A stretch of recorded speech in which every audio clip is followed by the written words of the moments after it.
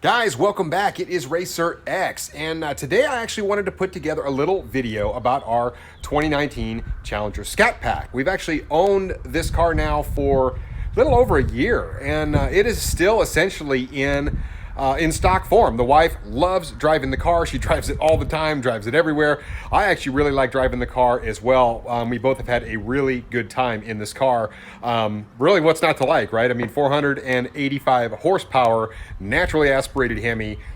Thing is just so much fun. Well, guess what? Today we actually have a couple of cool little mods that we're going to do to the car. It has come time to actually start doing the mods on the car. And so today I'm going to walk you through some of those things. Also, guys, if you are new to the channel, make sure you hit the subscribe button down here in the corner, and we are off.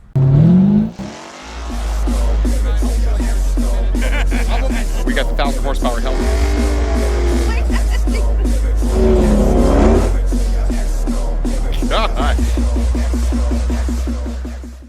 Up until this point, the only things that we've actually done to the car, we put a catch can in there, which adds no power whatsoever. And then also we had the shorter end links so that she could run a 17-inch tire. That's really all that's been done to the car. No tune, no other hard parts on the car, no really taking any weight out of it, nothing. So that has changed. So as you can see today, we've got a few things going on the car. Mrs. X is actually really excited. So as you can see behind me, we've got all sorts of goodies. So I actually want to take you through kind of what we're doing. I want to take you through the different mods and how we're going to throw those on the car. And then we'll just kind of sum things up. Should be pretty cool. It was sort of inevitable, but the wife actually did not have the best outing at the track the other night. She was actually 0 for 2 against a C7 Corvette. And so really what she said is, look, we're going to make the car faster. It was really kind of one of those like, this is what we're doing. So I guess that's what we're doing. So as you can see behind me, we've got a couple of mods sitting up there. I want to show you those. Also, she kind of went nuts. We went to Summit, which is in Arlington, Texas. Awesome. It's an awesome like racing store, huge. They've got a huge warehouse there. And we're pretty fortunate because we can just show up and buy stuff. So it's kind of neat. And that's exactly what she did. As you can see here, we've got the full drag setup. It's actually the exact same setup that I use on my Hellcat. So those are 305 ET Street Rs. And 17-inch, and she's already got the end links, as I mentioned. And then, of course, she's even got the front runners there, brand new wheels and tires. So we went with Dark Stars, just like what I have on my Hellcat. That will most definitely plant the power on this thing. It will also make the car lighter. And also, it will cut down on some of the rolling resistance. That's why people use front runners. So anyway, she's got the full drag setup. Really solid, especially for her power level. Should have no problem hooking that car up and certainly helping it transfer a little bit of weight, reducing that rolling resistance and making the car faster. And just for reference, this is obviously one of the two M&H front runners that we use for the Hellcat. Just wanted to show you what it looked like when it was all mounted up.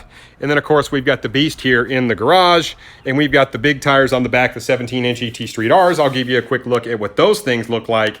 Actually, I'd like to drive around on these because this car makes so much power, but that'll give you some indication of what this thing's going to look like. Obviously, it is a Challenger as opposed to this Hellcat, which is a Charger, but it is a really nice little wheel setup. So she's super excited. So what else do we have going on the car? Well, one of the things that I think is pretty cool about the Challengers is that they kind of come with a...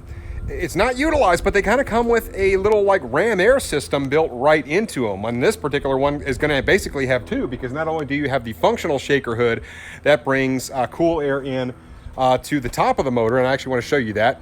This little tube right here is where the where the air comes in from the shaker, but you've got another one that comes in from right down here. And as you can see on the shaker, it is a conical air filter. So it's not like the normal Scatpack that has the enclosed box. The Hellcat has the enclosed box. And if I had the normal Scatpack, I would probably do the Hellcat lower air box and then do the tube. But as it is, I don't necessarily need to do that. So what I need to do is actually get the plugs pulled from in the headlights.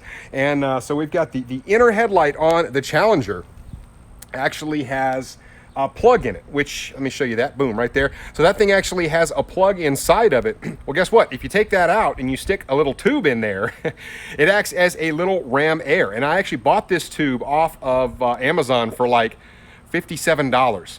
So essentially it is like one of the best ram air, cold air intake type systems you could have for this thing for 57 bucks. I mean, you can't go wrong with that. So let me show you guys a little bit more about how we're gonna put this thing in. So here is the little tube that actually goes between the back of the headlight opening and the actual lower end of the airbox on this car.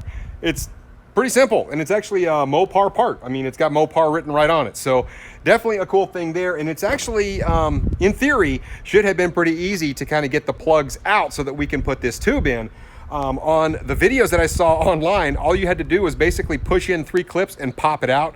On this car, no, not that easy, because that's me doing the project, and it had to be really difficult. So let me show you guys kind of what's going on here real quick, just so you're aware.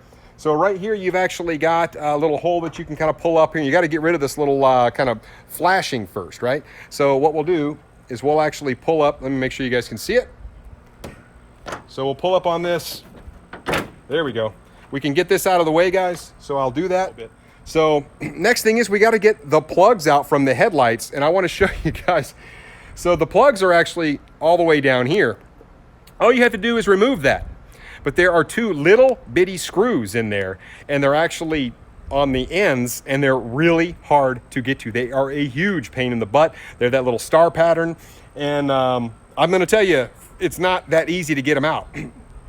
But luckily for you guys, I've already done it. So all we got to do now is just pop those things out, or pop the actual plug out of there. Let me do that real quick. It's just a matter of reaching in and pulling it out. And anyway, that's what it looks like after you remove the 2 screws and pull the thing out. Actually pretty simple. But basically what that's done now is that allows us to actually have a functional ram air. And you may not be able to see this, but there's a hole going right into the airbox right there. And the only thing we need to connect it is that little tube. So we'll stick that little tube in there. The next thing that I'm going to do is actually, just for the ease of installation, is get this filter out of the way, which is super easy, guys. I mean, obviously, all we need to do is loosen up this with just a normal flathead, and it just pulls directly away from here. And then that thing will be out of the way. We'll have access to the airbox, and we can go ahead and stuff that thing in there. Should be hopefully pretty easy. Okay, so you can see the filter is removed, and I've actually got this thing already in place. What I had to do is feed it kind of through the hole here. Luckily, it's rubber, so you just sort of have to finagle it and squeeze it and push it through, and it kind of has a little bit of a bend in it. So I just want to show you guys what it looks like when it's installed. It's very easy. Literally, it just kind of fits right in. I'm not even going to have to drill the airbox or anything, but it just sort of makes one little bend here and connects right to the back of the headlight there. The air flows through it, just kind of at a little bit of an angle, and right into here. And I didn't even drill this, so I mean, literally, it's just pushed up against that, and it should stay just fine. I don't need to do anything else with it. And as you can see now, we've got a direct funnel right there with air that will come through and actually feed the airbox, which is pretty darn cool. Like I said, it's a little bit of a ram air system, and of course this is just a piece there to kind of hold it, but it actually fits in there quite nicely once you get it in. But you do have to use a little bit of just sort of torquing and finagling the thing just to make sure it fits in there right. But everything looks to fit quite nicely, and as you can see, we've got the Mopar side up, and that's all we need to do. Now we'll just and there you go. As we look through the headlight there, you actually can see right in to the airbox through that direct little funnel. Pretty darn cool. And then on the other side, you can actually take the plug out of there as well. And really all that's going to do is just provide some additional cooling to the engine. So yep, it just flows straight through. As you can see, you've got the washer fluid reservoir right in there, but that's just going to provide a little bit of cooling as you're going down the highway or wherever, and that air will just go ahead and come on in here and circulate and maybe just help the performance of that car a little bit more. Not real sure why Dodge put those in there like that. There may be a reason, but it seems to me like if we can increase the horsepower and the airflow, might as well do it. Okay, so now that that's installed, the next thing on the list is the ported throttle body. This is from a company called MMX. This is actually an 87mm ported throttle body. Supposedly these things work quite well on these cars. Now do keep in mind, guys, we're not talking about huge horsepower gains here. We're talking about smaller incremental gains. On the 392, as we know, these things are pretty optimized from the factory. So you got to gain bits and pieces here and there, and it's more of a cumulative effect with these things. So I just want to put that out there. But really, really sharp looking throttle body here. I actually bought this off of my good buddy Rob, who's got that beautiful 392 white Charger, that SRT. And he had this on his car for a little while before he went with the true bore throttle body. But I feel like for Mrs. X's car, this might be a really solid little add-on. So we'll go ahead and get this thing installed as well. As you can see, the hat of the shaker actually hides the throttle body just a little bit. But at any rate, there's the stock throttle body. So really all we need to do is get this piece off of here. Of course, we've got a couple of things to unplug, one here, and then there's another one down here. And then there are some bolts right here. There's actually 4. They're a little bit hard to get to until you take this thing off. So there's another one here, of course, a couple around the back side. And it is pretty well hidden by this shaker. Hopefully I can take this, or I can keep the shaker hat on instead of having to take the whole thing apart, and maybe I could just bolt this thing on without an issue. We'll give it a shot. So, in true Mopar fashion, they actually stuck the screws to loosen these clamps, both this one and this one, on the back side where you literally can't get to them unless you take that off, which pretty much sucks. So, at any rate, I'll have to remove the shaker hood, the shaker hat here, I should say, and then, of course, we'll go ahead and then we'll get this thing off of there, get the new throttle body installed. Well, unfortunately, I seem to be losing daylight pretty quickly. So I think actually what I'm going to do is I'm going to do the smart thing for once, and I'm actually going to call it a day because I know what's going to happen. I'm going to take this car half apart, and it's going to get dark on me, and then I'm going to be completely hooped. So I think I will just resume this in the morning. I don't suspect it to be a really in-depth project, but like I said, you just never know. So I'm going to keep it as is. I'll resume it in the morning, and we will we'll go from there. Okay guys, it is actually the next day, and so I need to go ahead and get the shaker hat off of the car, simply because we've got to get this kind of rubber coupling thing here, this thing, it's got to come off because we got to be able to get this new ported throttle body on, and I don't think I can get it off and get to those screws that are back there without taking the shaker hat off. So I'm going to start by taking a little 10mm socket. It's an extended socket with my impact here right there, and I'm going to go ahead, and there's just really 4 bolts that kind of go around the outside just underneath the rubber here. Should be a pretty easy little deal. Take me about 3 minutes, and we'll see what's after that. So once you get those 4 nuts off of there, you can see the thing really just lifts right off, which is pretty cool. You've got some additional, actually 5 additional nuts to take off once you kind of remove the first part. You can see it there. So we'll just take our 10mm and pull those off of there, and then I believe the shaker assembly will be off of there. Not too bad. Okay, so once you remove the 5 bolts here, as you can see, 1, 2, 3, 4, 5. Actually, I don't have to take this completely off, I don't think. You can see that you've got this rubber thing here, which is still connected. I don't even think I need to really take this thing off. All I have to do is just kind of lift it up, and then I've got access to the 2 screws, which I've actually already loosened up, and that actually kind of gets these steel things nice and loose so you can scrunch this thing off of here. Then we'll have access to the throttle body, so we'll go ahead and get that pulled off. So as you can see, I did get the kind of rubber coupling off of there. Now, don't forget to unclip. You've got a couple of things to unclip here. Basically, you just push them in. There's one here, and that actually goes into the rubber piece, and then there's another piece here that connects to the throttle body. Don't forget to unclip those 2 things. You really just push in and then pull them off of there. Pretty simple. But you can see we've now got the throttle body exposed and ready to come off with 4 bolts, and I've actually got a 5/16 socket with a little adapter. I'm just going to put it on there, and it should come off pretty simple, and we'll bolt it back up here momentarily. Okay, so both throttle bodies are now off the car. You've got your stock one here.